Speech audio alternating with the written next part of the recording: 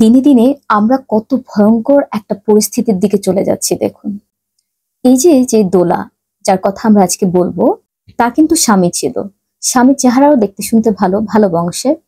মেয়েটিও কিন্তু দেখতে ভীষণ স্মার্ট ছিল। পড়তো ঢাকার উত্তরা ইউনিভার্সিটিতে LLM তে। যদিও দোলা বিবাহিত, কিন্তু তার স্বামী বরগুনায় চাকরির সুবাদে তার কাছে থাকতো না, মাঝে মাঝে এসে দেখা করতো অবশ্য। তো এই সুযোগটাকে দোলা কাজে লাগিয়েছে। কাজে লাগিয়েছে বলবো না, কাজে লাগিয়েছে নাকি আহ এই বুদ্ধিটাই তাকে শেষ করেছে, সেটা গল্পের শেষে জানতে পারবে। তো স্বামীর অ্যাবসেন্সে এই দোলা কি করেছে, ফেসবুকের মাধ্যমে সৌদি প্রবাসী এক ছেলে, তার সঙ্গে সে ওই যে প্রেমের অভিনয়, প্রেম না কিন্তু ঠিক, মানে জাস্ট প্রেমের অভিনয় করে করে ওর কাছ থেকে টাকা নেবে।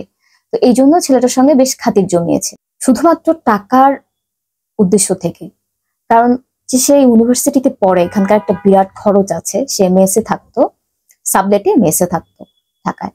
তো সেখানে একটা খরচ আছে, ঢাকায় থাকা এমনিতেও সবকিছু মিলিয়ে একটা তো, আমরা যারা ঢাকায় থাকি হুট করে অন্য ডিস্ট্রিক্ট থেকে এসে, তারা জানি যে ঢাকায় থাকাটা কতটা এক্সপেন্সিভ। তো এই দোলা ওই প্রবাসী ছেলেটার সঙ্গে, ওর নাম হচ্ছে গাউস, ওর সঙ্গে প্রেমের অভিনয় করে যাচ্ছে। সে যে বিবাহিত এটা কিন্তু সে আবার ওই ছেলেকে বলেনি, মানে ওই প্রবাসী কিন্তু জানতো না যে দোলা বিবাহিত। সে কিন্তু তাকে সিরিয়াসলি পছন্দ করেছে। যদিও তার বর্তমান স্বামীর চেহারা এত সুন্দর, আর ওই ছেলের যে চেহারা স্ক্রিনে দেখাচ্ছি দেখুন, যে আমি বুঝি না আসলে মানুষের মাথায় যে কি চলে, মাঝে মাঝে আমার ব্রেইনে আসে না। হ্যাঁ, কে যে বুদ্ধিগুলো দেয়, শয়তান যে কিভাবে আমাদেরকে নাড়ায় এক আল্লাহই জানে।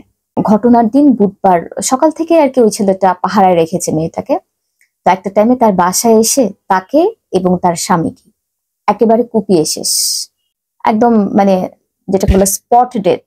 তো এলাকাবাসী আবার কি করলো, তারা আবার ওই যে বাইরে থেকে ইয়েটা লাগিয়ে দিয়েছে, সিটকিটা লাগিয়ে দিয়েছে, যে ও যেন বের হতে না পারে, গাউস যেন মানে হত্যাকারীর জন্য বের হতে না পারে। তো পরবর্তীতে ওই আবার চিৎকার করে সবাইকে বলছে যে পুলিশকে কল করো, 999-এ ফোন করো, আমাকে নিয়ে যেতে বলো। দোলার মতো যারা এইসব চিন্তা ভাবনা করছেন তাদেরকে আমি বলছি, কিছু টাকা হয়তো আপনার কম হতো বা কম হবে, যে শয়তান আপনাকে সবসময় বুদ্ধি দেবে যে তোমার তো অভাব চলে আসছে, তুমি কিভাবে সার্ভাইভ করবে, তোমার এই টাকায় হবে না, তুমি এই টাকায় চলবে না, তোমার একটা কেরিয়ার আছে, তোমার শিক্ষার দরকার আছে। দেখুন, প্রত্যেকটা মানুষের জীবনে শিক্ষার দরকার আছে, এটা সত্যি কথা, শিক্ষার কোনো বিকল্প নেই। কিন্তু এখন আপনার কাছে অর্থ নেই পর্যাপ্ত পরিমাণ, বা উচ্চশিক্ষা নেওয়ার মতো আপনার কাছে পর্যাপ্ত পরিমাণ অর্থ নেই। এখন আপনি কি করবেন? যে কোনো ইল্লিগাল ওয়েতে চলে যাবেন? নাউজুবিল্লাহ, কিভাবে যাবেন? এখন আপনাকে আপনার যে লাইন, আপনাকে টাকাটা উপার্জন করতে হবে বৈধভাবে, আপনার উদ্দেশ্যটা সৎ, আপনাকে ম্যানেজমেন্টটাও সৎভাবে করতে হবে। আপনি যদি বলে ইসলাম তো আপনাকে বলে, ভাই আপনি যদি হালাল পথে একটা টাকাও আয় করেন, সেই টাকার মধ্যে যে বরকত থাকবে, আর হারাম পথে যদি হাজার হাজার কোটি টাকা আয় করেন, বিশ্বাস করুন ওই বরকতটা আপনার মধ্যে থাকবে না। তোলা যদি বেঁচে থাকতো তাকে বলতাম যে একটু কম ফুটানি করতা, আর 10টা মেয়ের মতো নয়, কি হতো, তুমি রোজগার করতে পারতো না। মেয়েরা যদি উচ্চশিক্ষায় শিক্ষিত না হয়, সমস্যাটা কি হয়, রোজগার করতে পারে না, আর্নিং এ প্রবলেম। তখন তার স্বামী যা আয় করে ওইটার উপর ডিপেন্ডেন্সি, মানে একটা ডিপেন্ডেন্সি তার কাজ করতে হয়, সে ডিপেন্ডেন্ট হয়ে যায়।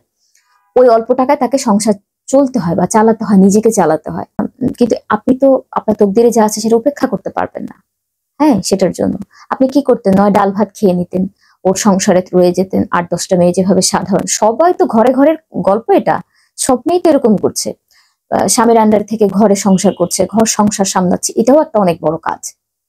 ওইটা না হয় করতে, তবু তো একটা জীবনটা থাকতো। আজকে তো এইভাবে, কে জানে কালেমা পড়ছে কি পড়ে নাই, কোন অবস্থায় সে মারা গেছে এক আল্লাহ পাকে জানে, জানি না। তো এইভাবে যেন মৃত্যু কারো না হয়, কেউ যেন এইভাবে প্রাণ নিয়ে, মানে একটা কুকর্ম করা অবস্থায় জীবন চলে যাবে, আপনি জানলেনও না 1 সেকেন্ড আগে যে কি হতে যাচ্ছে আপনার সাথে, প্রাণটা চলে গেল। এইরকম যেন আমাদের মৃত্যু না হয়। এই মেয়েটার এই একটা শয়তানি বুদ্ধিতে একসঙ্গে কি হলো, কয়টা প্রাণ গেল। তার স্বামীটা তো নির্দোষ ছিল, বেচারা বোধহয় জানতো না যে এরকম তার অবর্তমানে তার বউ এই সমস্ত কাজ করতেছে। কারণ সব স্বামী তো তার বউকে ভাই অবৈধ কাজ করার অনুমতি দেয় না, তারা ভয় করে, জাহান্নামকে তারা ভয় করে।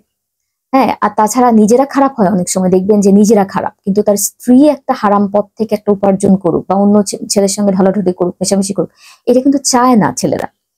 তো যাই হোক, আমার মনে হয় তার স্বামী জানতো না, জানলে এত নির্মম ভাবে তাকে এভাবে শেষ হতো না। এই মেয়েটার জন্য আজকে কি হলো, তার স্বামীটা গেল, সে গেল, সে ওই অবস্থায় চলে গেল।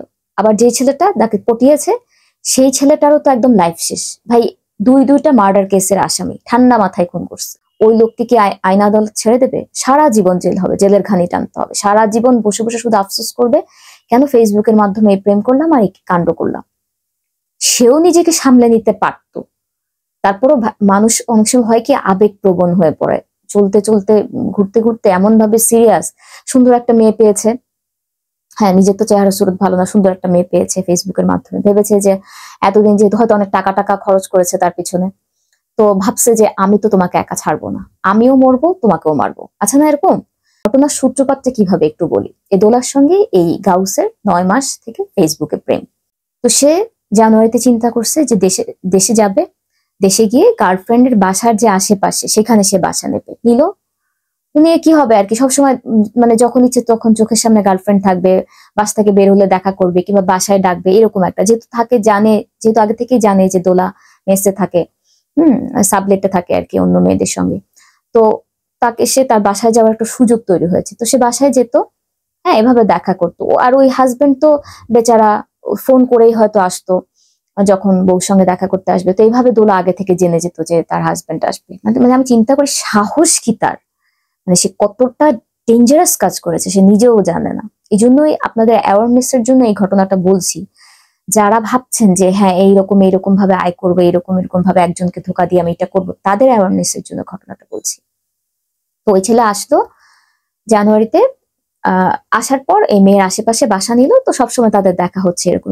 ঘটনার দিন কি হলো সেটা একটু বলি। ওই মেয়েটা দোলা তার প্রেমিককে ডাকলো যে আসো আমরা সকালে নাস্তা করব, ফোন করে বললো। তো প্রেমিক তো অপেক্ষায় আছে, ঠিক আছে একসঙ্গে নাস্তা করবে, তার বাসায় যাবে। তো সে বের হয়ে নিচে দেখতে পেল যে অন্য একটা ছেলের সঙ্গে আহ দোলা বের হয়ে যাচ্ছে রিক্সায়। সে পেছনে পিছু পিছু নিল, ফলো করলো তাকে। ফলো করে সে দেখতে পেলো তারা খুব রিক্সায় ঘুরছে, তো তার তো মানে ক্রোধ, রক্ত মাথায় উঠে গেল যে কে হতে পারে, অন্য কোনো প্রেমিক হয়তো হবে, সে তো আর জানে না যে হাজবেন্ড। সে ভাবছে যে নিশ্চয়ই আমাকে ধোকা দিচ্ছে, আমাকে ধোকা দিয়ে দোলা অন্য একটা মেয়ের সঙ্গে এভাবে ঘুরছে। আর বোঝা যায় না ভাই বোনের সম্পর্ক কিরকম, হাজবেন্ড ওয়াইফের সম্পর্কটা কিরকম, এটা কিন্তু একটু বোঝা যায়। তো সে তো সারাদিন এরকম তাদেরকে রিক্সা রিক্সা পিছু নিয়ে ফলো টলো করলো। করে টুরে দুপুরে যখন তারা এসে বাসায় ঢুকছে, বাসায় ঢোকার পর সে কি করলো, সে মানে খুব ঠান্ডা মাথায় চিন্তা করে সে বাসায় গেল। বাসা থেকে এসে যে কোনো একটা হাতিয়ার টাতিয়ার কিছু একটা নিয়ে এসে সোজা দোলার বাসায় এসে প্রথমে দোলার হাজবেন্ডের উপর অ্যাটাক চালালো, তারপর দোলার উপর। তারপর সে নিজেই অপেক্ষা করলো পুলিশ এসে তাকে ধরে নিয়ে যাওয়ার জন্য। দেখুন এক ঘটনায় 3টা জীবন শেষ।